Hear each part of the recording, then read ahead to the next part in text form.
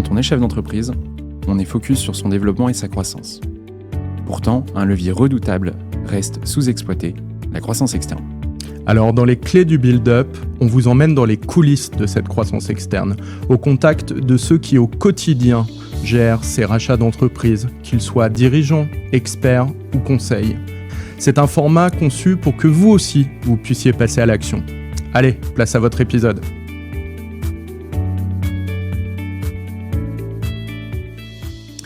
Eh bien bonjour à tous, bienvenue dans ce nouvel épisode des Clés du Build-up, le podcast dédié à la croissance externe.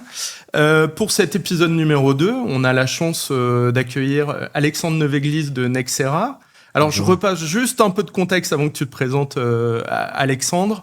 Dans l'épisode numéro 1, avec Maxime, associé de la banque d'affaires Outmatch, on a posé un peu les bases de la croissance externe et comment se préparer et quels étaient en gros les fondamentaux stratégiques qui justifiaient ce type d'opération. On avait quitté tout le monde à la fin de l'épisode 1 en se disant on est prêt à passer à l'action. C'était ce qu'on disait à nos auditeurs. Et bien, pour passer à l'action, l'épisode numéro 2, c'est évidemment comment trouver sa cible, comment trouver la pépite. Comment trouver la pépite, exactement.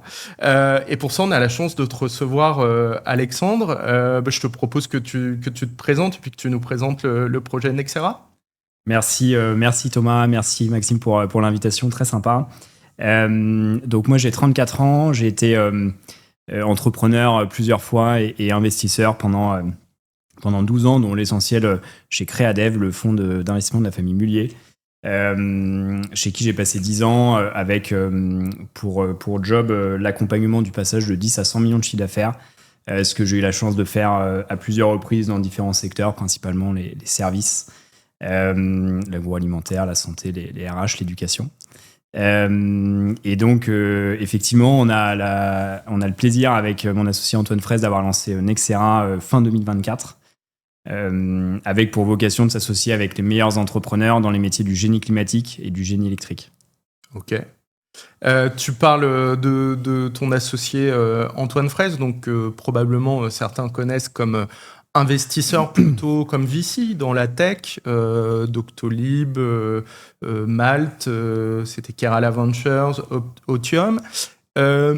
Pourquoi finalement tous les deux vous choisissez d'aller sur des métiers, on va dire, plus brick and mortar, si je dois reprendre ce jargon-là?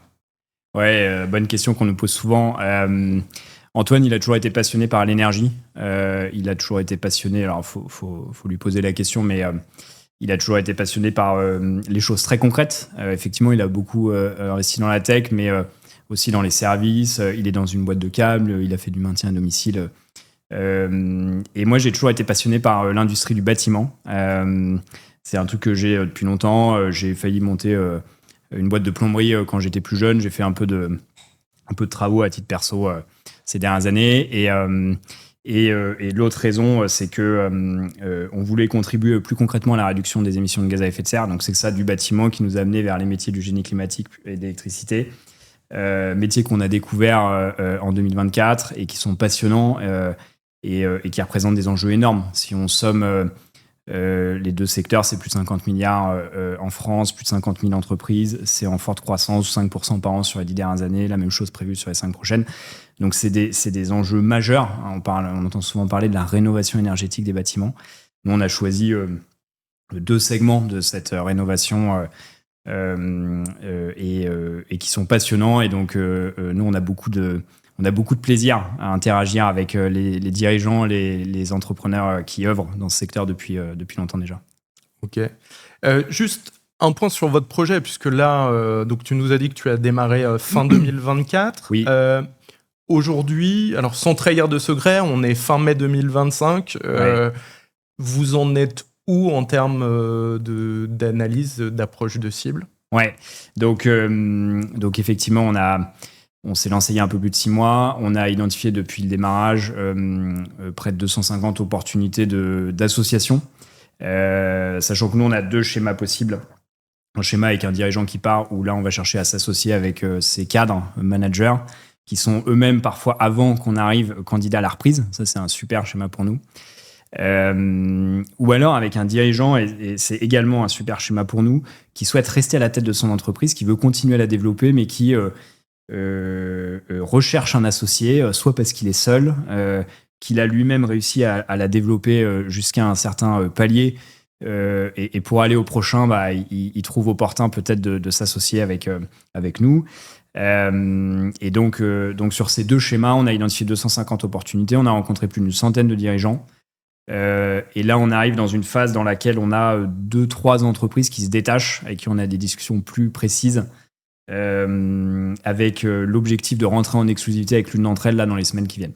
Ok, donc c'est aussi pour ça qu'on t'a fait venir, justement. C'est pour couvrir ces 6 premiers mois qui sont absolument clés dans l'identification de la pépite ou même des pépites, puisqu'en fait, ton projet, il n'est pas simplement d'acquérir une société, mais vous vous êtes lancé dans l'objectif d'être dans du serial build-up ou je sais pas, ou de l'acquisition multiple. Est-ce que c'est très clair sur cette partie-là? Comment vous voyez la suite? Donc c'est à la fois très clair. En fait, nous on veut avoir un impact massif sur la consommation énergétique des bâtiments et dans nos parcours, je l'ai brièvement évoqué, on est, nous, convaincus que la meilleure croissance, elle est organique. Donc, on a choisi, n'étant ni chauffagiste ni électricien de formation, de s'associer avec des dirigeants qui ont une expertise technique très forte. Les gens avec qui on discute, ils font ça depuis 20, 25, 30 ans, à qui on se propose, nous, d'apporter notre expérience de la croissance, du développement, de la structuration.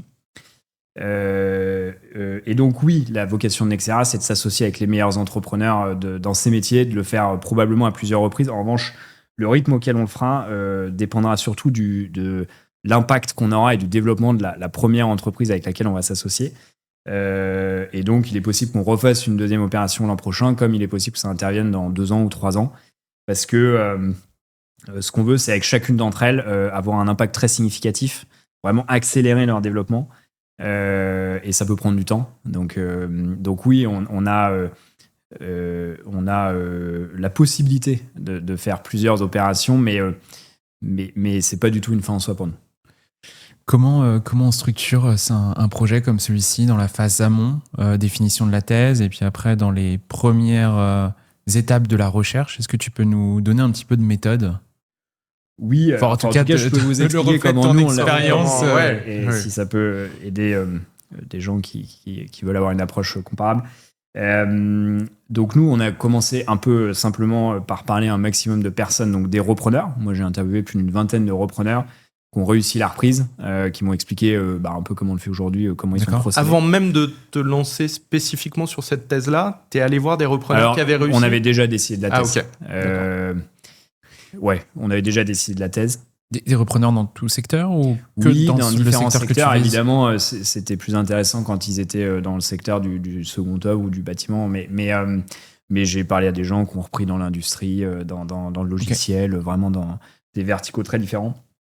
Et en revanche, en complément, pour effectivement aller dans ton sens, on a aussi interviewé une centaine de dirigeants du secteur, experts, des gens qui dirigeaient des PME, des gens qui dirigeaient des groupes.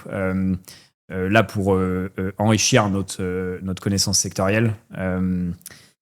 Donc on a fait ça, on s'est inscrit dans des associations de repreneurs qui sont très utiles. Donc moi, je me suis inscrit à 2 associations, le G2ER qui est un groupe de repreneurs des grandes écoles. Qui édite tous les 3 mois, tous les 6 mois, un book de repreneurs qui est envoyé, pour ceux que ça intéresse, à pas mal d'intermédiaires. Oui, et j'ai hier reçu un appel entrant d'un intermédiaire qui nous a connus par ce book. Donc ce truc fonctionne. Et je suis aussi inscrit au CRA, qui est très connu et qui est un hub très actif qui met en relation des cédants avec des repreneurs. Tu as fait la formation du CRA ou tu es membre de l'association? Ouais, non, je suis seulement membre, mais la formation est très bien. Bon, toi, tu avais un background qui permettait, sur la partie financière et juridique, quand même de... Ouais, tout à fait. Je reviendrai dessus parce que effectivement, si on n'a pas ce background, je pense que la formation est très bien et le fait de se faire accompagner aussi est fortement recommandé. Donc nous, on n'a pas fait la formation. En revanche, on est membre du groupe. On a recruté un analyste, je reviendrai dessus aussi, mais aujourd'hui, Adrien travaille avec nous. Il a un rôle essentiel dans le dispositif, le projet. On on a configuré un peu nos outils de communication et de prospection. Donc, ils sont en somme très simples, mais on a fait notre site web, on a configuré une base de données pour étudier des entreprises et prendre contact avec celles qui nous intéressent, et on a déployé un CRM. Voilà. C'est quoi le CRM que tu utilises? Nous, on a choisi Pipedrive. Pipedrive, il y a beaucoup de personnes qui moi, recherchent des entreprises qui... Ce qui est intéressant dans ce que tu dis, c'est que finalement, il y a une partie, on dit dans le jargon des commerciaux, sales funnel, le tunnel de vente. Et en fait, très vite, vous avez déployé cette méthode pour la recherche. Alors, des pépites, des cibles, je ne sais pas. Comment vous dites, vous d'ailleurs, en interne, des opportunités? Nous, on parle de, on cherche une association, un projet. Mais oui, c'est une démarche éminemment commerciale, absolument. Ouais. Alors, justement, on va revenir un peu sur déjà l'origination, comment on remplit ce tunnel d'opportunités. Oui. Donc, en quelques mots, si je comprends bien ce que tu as dit, 250... Donc, un nombre, une base, on va revenir dessus sur de l'approche directe, 250... sociétés identifiées qui vous intéressent, une centaine de rencontres, c'est un peu ça, les ordres de grandeur. Alors, je précise que dans les 250, il y en a un certain nombre qui correspondent pas à notre scorecard, donc on écarte tout de suite. C'est vraiment des sociétés qui nous ont été présentées ou que nous on a identifiées comme cherchant un associé, un repreneur. Aujourd'hui, on en a une centaine dans le funnel actif et 150 dans le funnel décliné, avec quelques-unes qu'on suit pour le futur. Ok. Voilà. Par rapport à ce qu'on disait sur la possibilité de faire des acquisitions supplémentaires après la première. Bien sûr. Ça, c'est hyper intéressant. Comment on fait du coup pour conserver un pipe chaud ou d'entretenir des relations avec des opportunités qui t'ont intéressé? T'as des conseils là-dessus de toujours Pas vraiment, parce que nous, on n'est pas encore dans cette phase. On y réfléchit, parce qu'on espère bientôt être dans cette phase. Mais franchement, là, nous, alors, si je peux vous partager un peu les idées qu'on a, mais qu'on n'a pas encore mis en œuvre, qui est peut-être de développer des relations commerciales avec ces sociétés. Nous, demain, si on s'associe avec une boîte dans le chauffage ou la ventilation ou l'électricité, il va peut-être être intéressant pour cette entreprise de travailler en collaboration avec une des autres sociétés avec lesquelles on a noué des relations, parce qu'il y a beaucoup de sous-traitance dans ces métiers, il y a des partenariats, des prescriptions. Donc ça, c'est un axe. Et l'autre axe, c'est de commencer à travailler concrètement avec cette entreprise avant même d'avoir fait l'opération, qui est quelque chose qu'on expérimente déjà en ce moment. Alors, il faut évidemment correctement allouer son temps, mais c'est une vraie possibilité, ça. Ça, c'est un super conseil. C'est vrai que la stratégie de partenariat, on l'oublie beaucoup, mais une croissance d'entreprise, c'est l'organique, l'externe et le partenariat. Et c'est vrai que le partenariat est souvent mis de côté, alors que c'est un super moyen de créer de la valeur.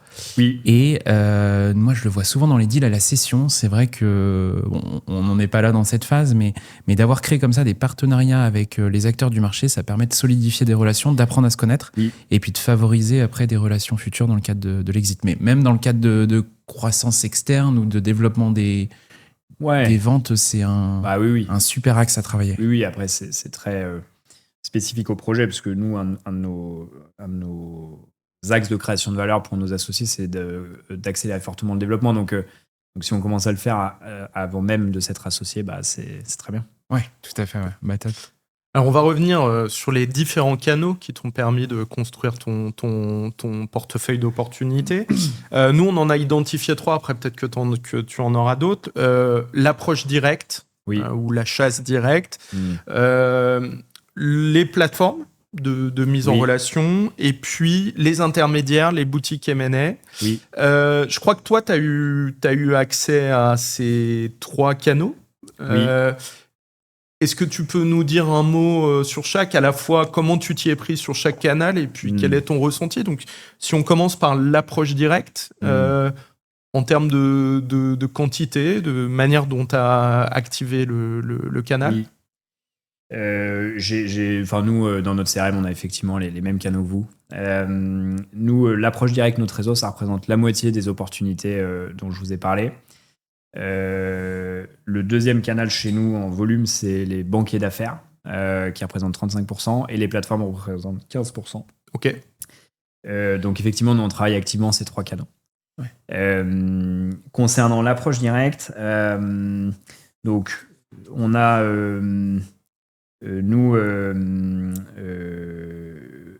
utilisé des bases de données pour qualifier. Donc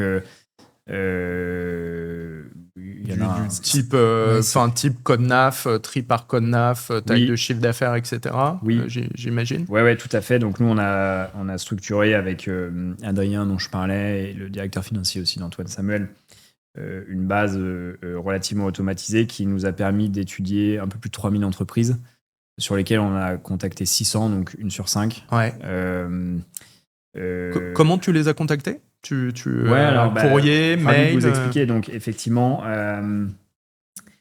donc on les contacte soit par courrier, soit par email. Nous, on constate que... Est-ce que tu fais la petite lettre bleue qui permet d'optimiser le taux d'ouverture ou tu as des conseils là-dessus? Est-ce que ça marche?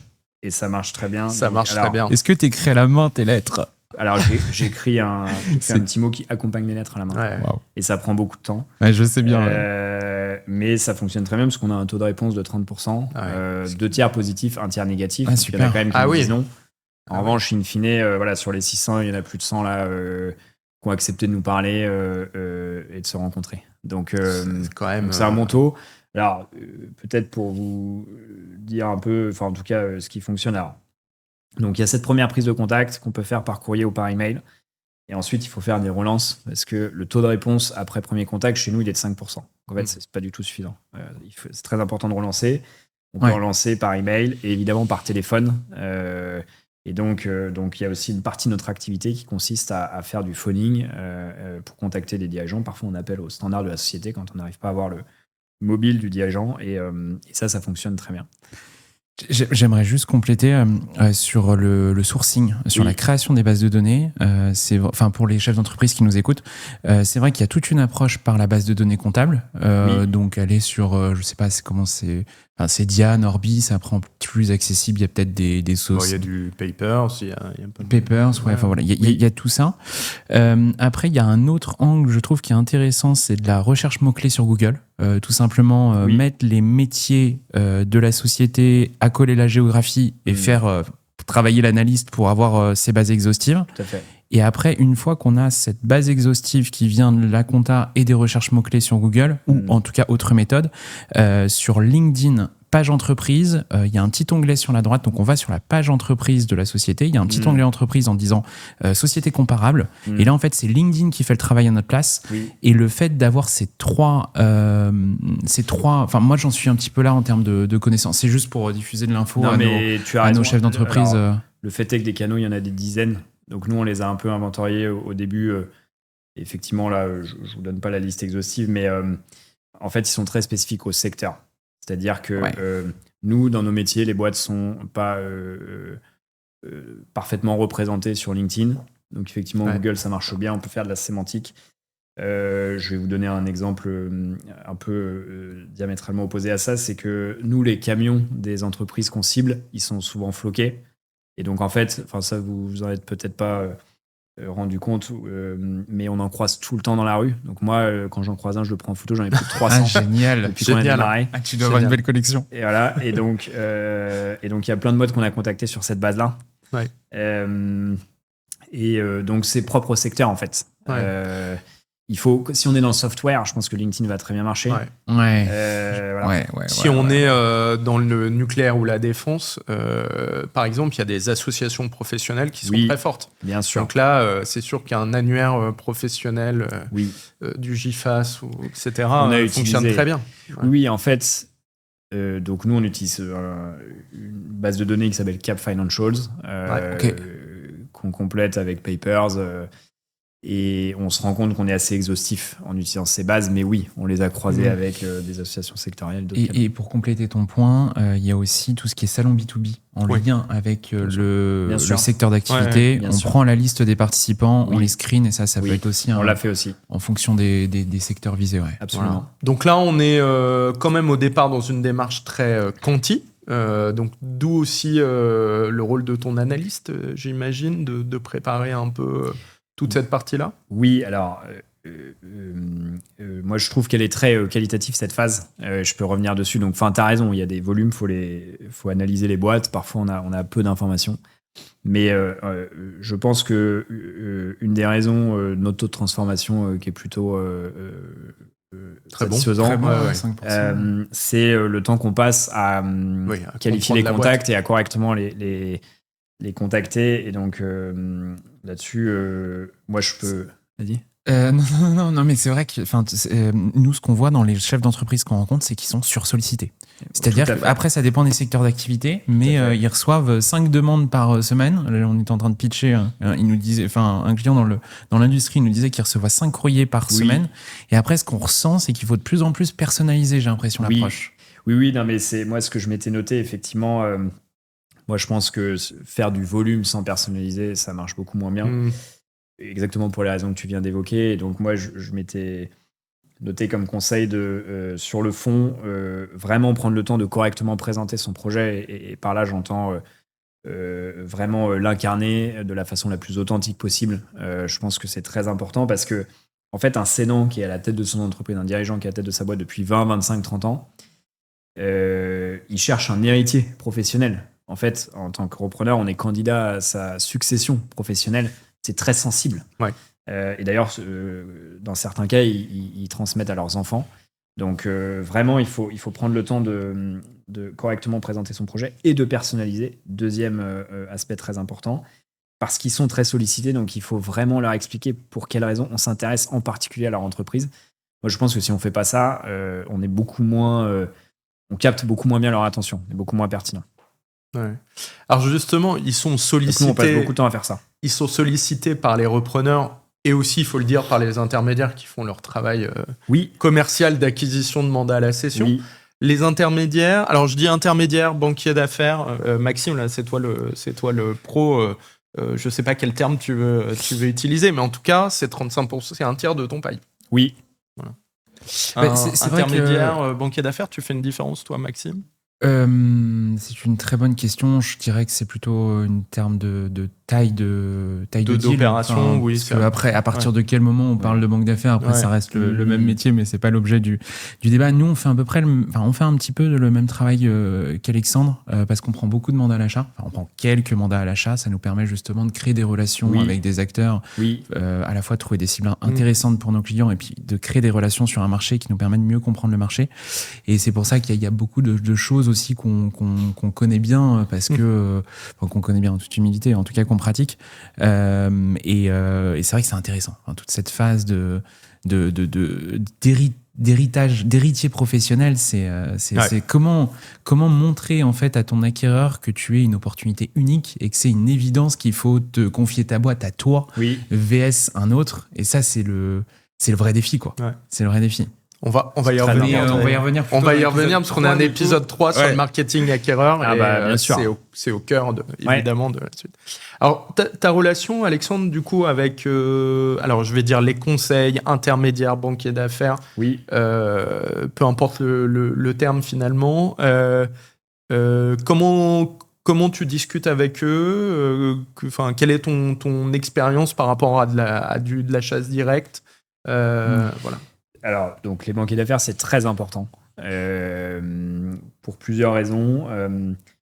La principale de loin, c'est qu'en fait, les opportunités qui sont référencées chez les banques d'affaires, les clients des banques d'affaires, ces clients sont à la tête de boîte et ont décidé de les vendre ou de les transmettre. Et donc, il y a un aspect qui est très important dans ce qu'on fait, qui est le degré d'intentionnalité, le fait que la réflexion soit mûre chez le cédant, et donc là où elle est plus mûre, c'est chez les banques d'affaires. Donc ça, c'est la première raison de loin qui stimule l'entretien de bonnes relations avec ses interlocuteurs. La deuxième raison, c'est que le banquier d'affaires, là on parlait de terminologie intermédiaire banque, on parle souvent de conseil. Et c'est pas le hasard. En fait, le banquier d'affaires, il a dans la majorité des cas un rôle très important d'influence auprès de son client, auprès du cédant. Et donc, au même titre qu'il est important d'avoir, on vient de le dire, la préférence du cédant, du dirigeant, il faut aussi faire son maximum pour avoir celle du banquier, parce que le banquier, à un moment, s'il y a 3 offres sur la table, il va forcément aiguiller son client. Et donc, il peut avoir une influence décisive sur le choix du candidat. Donc, c'est très important d'être en bonne relation avec ses interlocuteurs. La troisième raison, pardon, tu l'as évoqué, Maxime, c'est le fait que les banquiers peuvent présenter des opportunités off-market. Donc, des entreprises éventuellement qui n'ont pas donné de mandat de cession, qui commencent à réfléchir. Ou alors des mandats à l'achat, et donc proposer des mandats à l'achat, et ça, c'est aussi très intéressant. Donc oui, nous, on a contacté plus de 200 banquiers depuis qu'on a démarré. On a échangé avec 2/3 d'entre eux, et on entretient cet écosystème, ce réseau qui est très très important pour nous, bien sûr.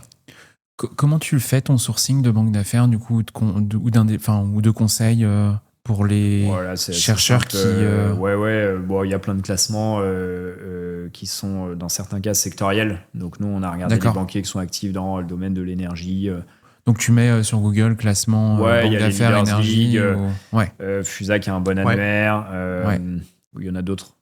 Ça, c'est top pour ceux qui recherchent des sociétés, de créer cette... et puis de créer de la relation. Ouais. Un point sur lequel il faut vraiment qu'on revienne, c'est qu'en fait, ces intermédiaires, ou ces conseils, c'est peut-être le terme le plus approprié, ils te disent quelque chose du niveau de préparation, c'est-à-dire que là, l'opération, le cédant, il veut la faire, et probablement dans un laps de temps qui est inférieur à 12 mois. Donc ça, pour toi, c'est un marqueur très important. Éviter les faux cédants qui font perdre énormément de temps à tout le monde. Tout à fait. Voilà, le fameux cédant qui voulait juste savoir combien sa boîte valait. Curieux, en fait. bien sûr. Et à qui on peut recommander de faire un rapport de valo, parce que pour le coup, il y a des professionnels de la valorisation, mais plutôt que de chercher à rencontrer de multiples repreneurs, on a des gens qui savent faire ça, et finalement, tout le monde gagne plus de temps là-dessus, mais c'est vrai que quand on discute avec les repreneurs, je pense que c'est le cas aussi pour toi, Maxime, cette hantise de tomber sur des gens qui, après 2-3 rendez-vous, finalement, n'étaient pas vraiment là pour vendre, c'est quand même beaucoup de temps perdu pour tout le monde. C'est sûr, et c'est vrai qu'Alexandre, tu avais le point, c'est l'intentionnalité. Et ce qui est intéressant, c'est quand on passe par une banque d'affaires, on a un deal intentionnel, parce que généralement, il y a de grandes chances que quand on arrive à la valo du cédant, ça cède. Par contre, c'est vrai que quand tout ce qui est chasse directe, c'est vrai que le grand jeu, c'est de comprendre très rapidement l'intentionnalité. Là-dessus, tu as des conseils à donner aux... moi, ce que je me suis noté, c'est donc effectivement, c'est stratégique. Enfin, c'est très très important de réussir à sentir ça. Alors, moi, je me suis noté des choses très simples. Il y a certains cédants qui ont déjà eu des discussions. Souvent, ils le disent.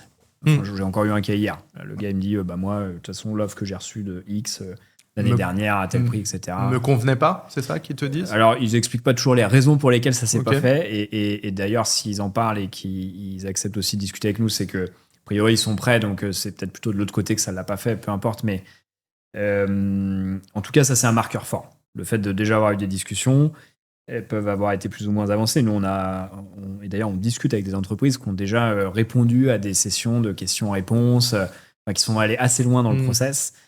Et donc, ça, c'est très rassurant. Un deuxième marqueur, ça peut être le fait d'avoir préparé sa transmission. Donc là, j'allais dire, c'est plus ou moins tangible, mais un dirigeant qui a formé, par exemple, certains de ses cadres à la gestion, ou qui prépare le fait de leur donner accès au capital, ça, c'est très rassurant aussi. Donc nous, on a aussi des cas comme ça où les dirigeants nous disent moi, voilà, j'ai 2-3 cadres là, qui sont candidats à la reprise, c'est prévu pour dans 2 ans, ils ont fait telle formation, telle école, voilà. Et après, il y en a 2 autres qui sont plus intangibles et moins concrets, mais qui peuvent aider, c'est l'horizon de temps. Donc je viens d'en parler. Il y en a qui disent de toute façon, moi j'ai tel âge, dans 2 ans, je veux être en retraite, je veux avoir quitté, je peux accompagner un petit peu, on peut accélérer ce calendrier. Mais de toute façon, moi, à telle date, je serai parti. Ils le disent pas toujours, mais certains le font. Et le cas le moins répandu, mais qu'on a croisé aussi, c'est des dirigeants qui ont d'autres projets et qui parfois ont déjà démarré. Donc il y en a qui disent voilà, moi je veux faire de l'immobilier, je construis un hôtel, je veux partir à l'étranger, et de toute façon, à telle date, j'aurais déménagé. Ma femme est déjà là-bas. On a eu des cas comme ça, donc ça c'est super. C'est un bon marqueur aussi. Merci beaucoup pour ces points. Pour compléter, nous, ce qu'on identifie aussi, c'est dès qu'il y a des sujets de maladie, de divorce, de décès, ou enfin voilà, tous ces contextes-là qui sont pas des contextes faciles, c'est des signaux forts qu'il peut y avoir un move activable assez rapidement. Oui, alors mais c'est des cas hyper marginaux, hein, mais... Non, mais on en a croisé. Moi, j'ai croisé un cédant qui avait eu une maladie dont il a été soigné, mais qui vendait sa boîte parce que ça l'avait décidé à changer de vie. Alors ça, c'est des moments difficiles pour nos interlocuteurs, donc faut faire attention parce que il va y avoir peut-être des décisions prises pas complètement... c'est peut-être pas le meilleur moment pour faire une opération, et t'as raison, ça peut accélérer ou pas. Enfin, nous, c'est pas des cas qu'on a en nombre. Ok, ouais, tout à fait. C'est vraiment hyper marginal. Puis, ils le disent pas toujours. Enfin, le gars qui est en train de divorcer, et après, obligé de te le dire. Ouais, je suis d'accord avec toi. Après, là-dessus, c'est vraiment le pouvoir de... En fait, dans cette phase-là de l'intentionnalité, c'est vraiment le pouvoir de la question. C'est-à-dire qu'il faut vraiment avoir une liste de questions qu'il faut... en tout cas, nous, c'est comme ça qu'on essaye de trouver des opportunités pour nos clients sur... quand est-ce que... Enfin, c'est quoi l'horizon de temps ? C'est vrai que c'est vraiment une question primordiale. Est-ce qu'ils sont déjà fait approcher par le passé ? Qu'est-ce qui les a amenés à ne pas avancer ? Et quels sont les projets de vie après pour la suite ? Et c'est vrai que la réponse à ces 3-4 questions, généralement, ça nous permet de ranker un peu l'intentionnalité et de ne pas trop se faire avoir. Oui, normalement, si la personne répond honnêtement à ces 4 questions, tu as une vue assez claire de son calendrier, ses projets. Nous, il y a plein de choses qu'on croise. Par exemple, nous, comme on veut des gens qui sont très attachés à ce que va devenir leur entreprise après la transmission, voire qui reste, ça c'est encore mieux, mais dans le cas où le dirigeant souhaite quitter et on peut s'associer avec ses managers, nous on lui demande s'il va déménager, et parce qu'en fait, le dirigeant, la dirigeante qui va rester dans sa commune dans laquelle son entreprise est connue depuis 20 ans, en fait, il a travaillé pour... à croiser ses anciens collaborateurs à la boulangerie. Exactement. Voilà, ça, pour nous, c'est très rassurant. C'est plutôt le genre de cédant qu'on recherche. Donc, celui qui nous dit, de toute façon, moi, je suis en train de partir à l'étranger, ça, on se méfie un peu plus. Mais ouais, intéressant. Je pense qu'il faut faire travailler ChatGPT sur ces questions complémentaires, là, parce que pour justement détecter l'intentionnalité, on l'a un peu fait. Et il y a sans doute des choses à ressortir. Dernier canal, tu en parlais, les plateformes, donc 15% de ton funnel. Alors, moi, j'avais en tête, évidemment, Alvo fait partie de ces plateformes, mais j'avais en tête que les annonces, on va dire, dans le bas de marché, donc on va dire dans le micro-cap ou small cap, en fonction de à qui on parle, le small cap en private equity ou le small cap entre repreneurs, mais peu importe le terme, représentait à peu près 30%, donc t'es plutôt sous-pondéré par rapport à l'état du marché. En tout cas, quelles sont les plateformes que tu as utilisées ? Quels sont tes retours ? Sachant que derrière la plateforme va se retrouver soit un cédant, soit un intermédiaire. Oui. Et dans ce cas-là, pour la partie intermédiaire, on revient sur le deuxième canal dont on parlait. Oui. Alors, donc nous, ils sont bien catégorisés par origine, canal d'origine. Donc, mais oui, sur ces plateformes, il y a beaucoup d'intermédiaires. Alors, donc il y a 2 questions dans ta question. Nous, l'équilibre, je pense qu'il vient du fait qu'on fait beaucoup d'approches directes et qu'on a un bon taux de retour. Donc, forcément, ce canal-là est un peu surreprésenté chez nous. Ensuite, les marketplaces, ça marche très bien. C'est aussi plutôt qualifié du point de vue de l'intentionnalité. Parfois, il y a des cédants qui eux-mêmes rédigent leur annonce. C'est assez rare. Souvent, ils sont accompagnés. Et oui, nous, c'est un canal qui fonctionne bien. Il y a différents niveaux de taille. Il y a toutes les tailles. Il y a parfois des très grosses boîtes qui sont sur les marketplaces. En moyenne, oui, c'est une taille modeste, mais en tout cas, nous, il y a ce qu'on cherche. Et donc, nous, on utilise principalement 2 plateformes, la tienne et l'acteur historique, Fusac. Il y en a d'autres.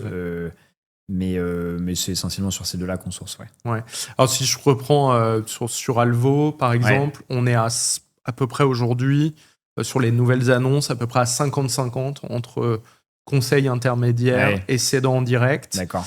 Historiquement, quand on était moins développé, on avait plus de cédants en direct. Et là, on voit depuis en gros 1 an que les intermédiaires se sont aussi pas mal appropriés notre plateforme. Et ce qui fait qu'on est dans des taux qui sont plus équilibrés et qui sont en gros conformes aussi, je pense, à ce que tu as vu sur Fusac, qui est l'acteur historique. Alors, cette stat, je l'ai pas, mais ça, elle m'étonne pas, ouais. Voilà. Et sur la prise de contact par plateforme versus en direct, est-ce que tu vois des gens, enfin des typologies d'approches qui sont un peu différentes? Ça a été quoi ton feeling là-dessus? C'est que finalement, passer ce premier contact, tout se déroule à peu près de la même manière, ou tu as des différences? Alors, nous, l'essentiel des contacts qu'on prend via les marketplaces, ils sont conseillés. Donc, donc là, on rentre dans le schéma un peu banquier d'affaires. Il y a de la doc, il y a de l'information sur la boîte. On prend connaissance de cette information, on confirme l'intérêt et le cas échéant, on rencontre le dirigeant. J'ai souvenir d'un cas où c'est le cédant qui a mis en direct, ça nous intéressait et on l'a toujours pas rencontré parce que il répond plus. Donc d'accord. Ça c'est peut-être illustratif du degré d'intentionnalité. Je pense que c'est peut-être un curieux qui a mis l'annonce pour voir à quel point sa boîte pouvait intéresser. Et voilà. Et en revanche, nous, la prise de contact direct, elle fonctionne très bien pour nous. Je pense aussi parce que on y met l'effort nécessaire et parce que on est cohérent dans la façon, depuis notre présentation initiale par courrier ou par email jusqu'à notre appel et puis ensuite la rencontre. Donc c'est probablement ce qui explique le bon fonctionnement de cette démarche chez nous. Je pense que voilà, il y a des mecs qui ont fait des reprises formidables. Je crois qu'à Chorus, dans notre secteur, reprise par Philippe Binquet il y a 15 ou 20 ans, a été trouvé sur Fusac à l'époque. Voilà. C'est une boîte aujourd'hui qui fait 300 millions de chiffre d'affaires, qui est une très belle histoire. Ça marche. Alors, on a vu les canaux que tu utilisais. Tu nous as un peu parlé de ta méthode, mais on va revenir dessus. Donc, en gros, là, tu es à peu près à 6 mois après le go officiel lancement du projet. Comment tu as alloué ton temps et celui de ton équipe, d'ailleurs, parce que t'es pas tout seul. Qu'est-ce qui t'a pris du temps? Qu'est-ce qui te prend du temps aujourd'hui? Voilà, comment tu as organisé tout ça, sachant que tu es full-time dessus. Oui. Et plus même. Oui. Alors, c'est un point très important qui me fait penser à quelque chose que je m'étais noté. Effectivement, c'est un job à plein temps. Nous, on a une équipe dédiée à plein temps. On n'est pas très nombreux, mais on est plusieurs. Et donc, moi, je pense que le candidat repreneur qui est salarié, qui réfléchit à l'opportunité de reprendre, mais qui veut commencer sa recherche en conservant son job, je pense qu'il a moins de chances de réussir que celui qui bascule full-time, parce que c'est très prenant et dans ce cas-là, il a vraiment intérêt à se faire accompagner. Mais même en se faisant accompagner, à mon avis, ce sera difficile. Et donc, nous, comment on organise notre temps? Il s'articule entre un peu l'entretien, la stimulation des différents canaux dont je vous ai parlé. Alors, il y a des choses qui sont assez figées. Nous, le vendredi, on fait beaucoup de calling, donc de relance par téléphone. Et on qualifie en général les contacts qui partent aussi en fin de semaine, le mercredi ou le jeudi. Et le reste de notre temps, on le passe à rencontrer soit des dirigeants, soit des banquiers conseils, ou des gens de notre écosystème. Et donc oui, on est tous les midis à déjeuner avec des dirigeants ou des banquiers, à prendre des cafés, beaucoup de rencontres. Et de suivi un peu de l'actualité de nos marchés pour identifier des opportunités. Voilà. Et à screener les marketplaces, évidemment. Ouais. Et le temps de l'analyse dans tout ça, tu l'as confié à des conseils, puisque toi, en fait, ce que tu dis, c'est que tu es dehors en permanence. C'est Oui. c'est ça qui on doit comprendre. Ouais, non, mais t'as raison. Alors, tu as raison. On fait de l'analyse aussi, et là, on arrive dans une phase dans laquelle on en fait plus que quand on a démarré. Je peux vous expliquer un peu le process d'étude d'un dossier chez nous qui va vous donner de la visibilité. Donc nous, on a une scorecard assez précise qui détaille les critères, nos critères de sélection des projets. Donc quand on identifie une opportunité, on commence par vérifier si elle correspond à notre scorecard. Ça nous permet d'en écarter un certain nombre. La scorecard, elle est essentiellement financière. Tu as des éléments opérationnels qui sont pas du tout financiers. Enfin, pardon. Si, évidemment, elle l'est un peu, mais en gros, nous, on a 3 critères froids qui sont très importants pour nous. Le métier, donc je l'ai dit, génie climatique, génie électrique, dans ces deux, c'est plus que des métiers, des segments, des secteurs, c'est très vaste, il y a beaucoup de métiers, donc il y en a certains qui nous intéressent plus que d'autres. Ensuite, le seul critère financier qu'on a à ce stade, c'est la taille d'entreprise. Donc nous, on cherche une entreprise qui fait entre 3, 5 et 15-20 millions de chiffre d'affaires. Et sa géographie. Nous, on veut aller sur le terrain, sur les chantiers, chez les clients, travailler avec les équipes pour avoir un maximum d'impact. On ne va pas devenir chauffagiste ou électricien. En revanche, on veut comprendre comment ça marche. Ouais. Donc, pour cette raison, on cherche une boîte qui est basée en Île-de-France ou qui a l'essentiel de son activité en Île-de-France. Donc ça, c'est nos 3 critères. Ok. Un peu froid. Ensuite, à ça s'ajoutent des critères beaucoup plus qualitatifs. Qui sont très personnels. Donc, à partir du moment où on va rentrer en contact avec lui, le fit avec le dirigeant est pour nous notre premier critère. Très, très important. Là-dessus, même s'il ne reste pas c'est exactement ce que j'allais dire. Alors, je pense que oui, parce qu'en fait, un dirigeant dans cette taille d'entreprise, il a façonné son entreprise à son image. Il a recruté des gens qui forcément, c'est mieux, hein, sinon ça risque de moins bien marcher, avec qui fit convergent en termes de valeur, en termes d'ambition, en termes de projet. Et la culture de son entreprise, normalement, doit être le reflet de sa propre culture à lui. Donc, nous, il y a des dirigeants qui en parlent, on se rend compte assez vite que ça ne va pas le faire. Et à l'inverse, on a des coups de foudre avec des dirigeants où très vite, on a envie d'en savoir plus parce qu'on sent une forme de convergence de valeurs et de vision business. Donc, dans la scorecard, il y a ces critères-là.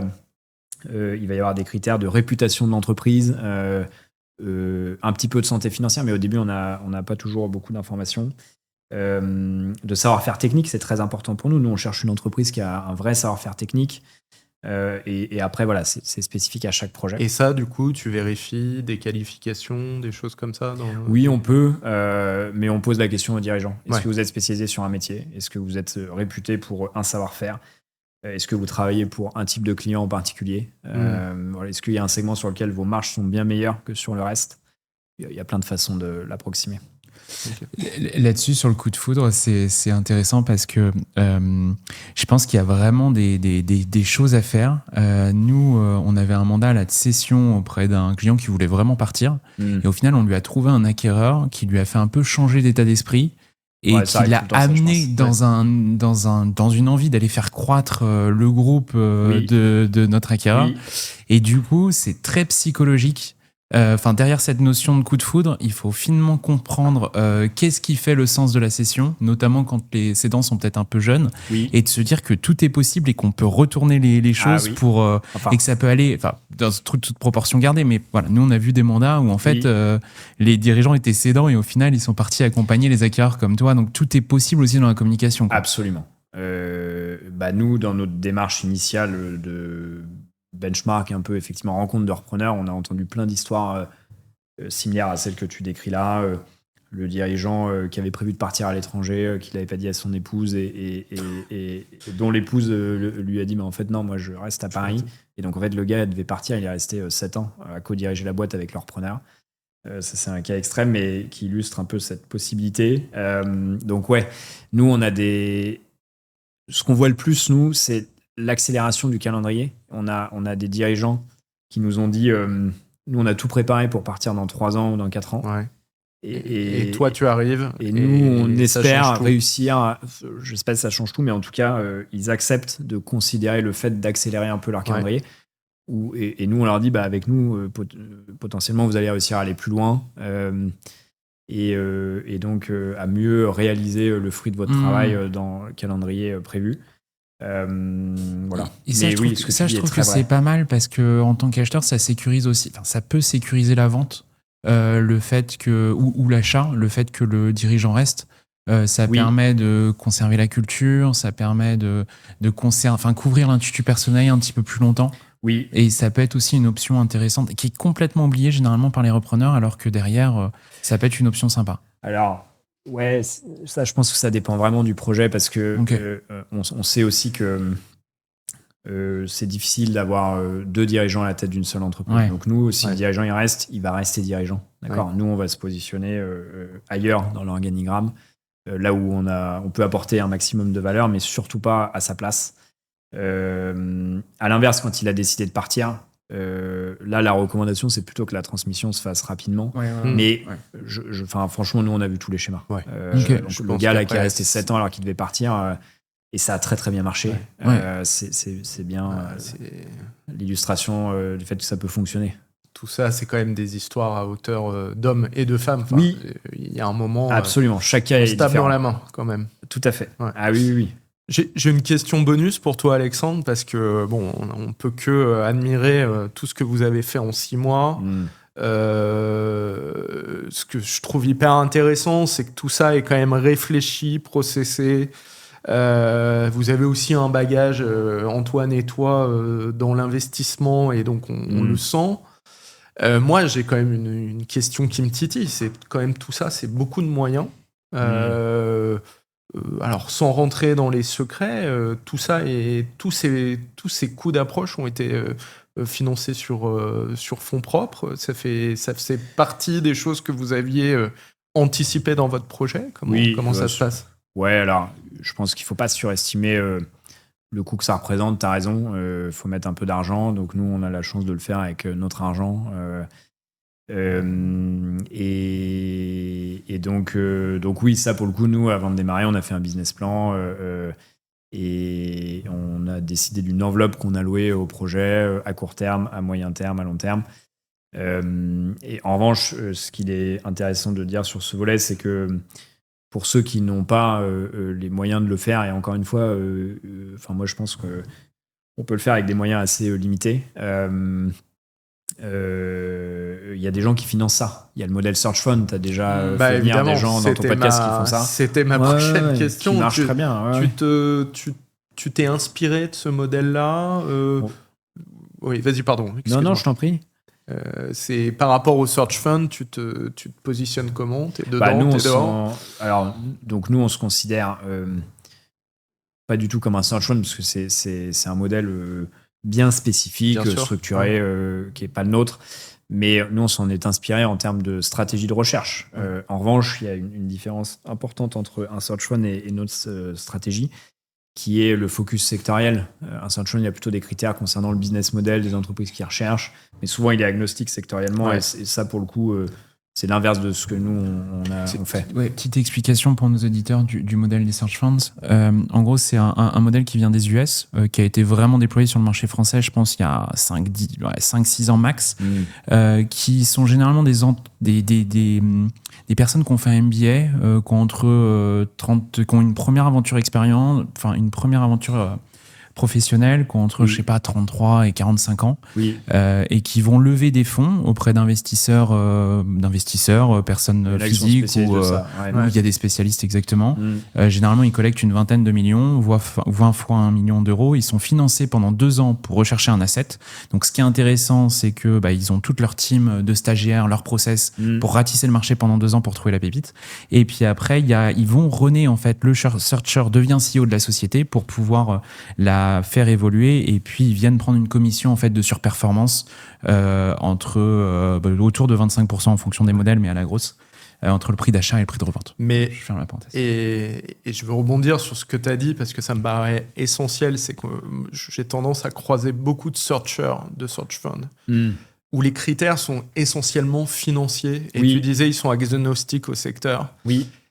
Mais du coup, les recherches durent beaucoup plus longtemps. Et je pense que, le fait est qu'Antoine et toi avez un sérieux background et un sérieux passé qui vous a sans doute aidé à aller très vite, parce que là, on est 6 mois après, et ce que vous avez accompli est quand même très fort.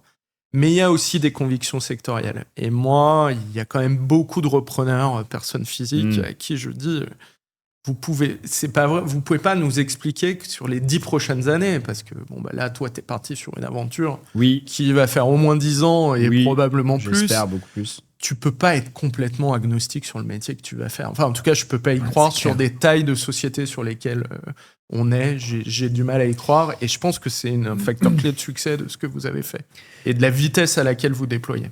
Oui. Alors, écoute, donc nous, on se félicitera quand on aura réalisé notre première association. Tu as raison. D'ailleurs, on est à l'eau, on n'est pas au champagne. On reste très concentré, mais je suis bien aligné avec ce que tu viens de dire. Moi, j'aurais été incapable de faire une recherche agnostique. Ça nous correspond pas. J'ai croisé des gens qui ont fait ça et pour qui ça a marché. Donc là encore, il y a des exemples. Il y en a pour qui ça marche très bien. Il y a des gens qui se prennent de passion pour un métier en le découvrant. Mais tu l'as dit, il y a de la passion.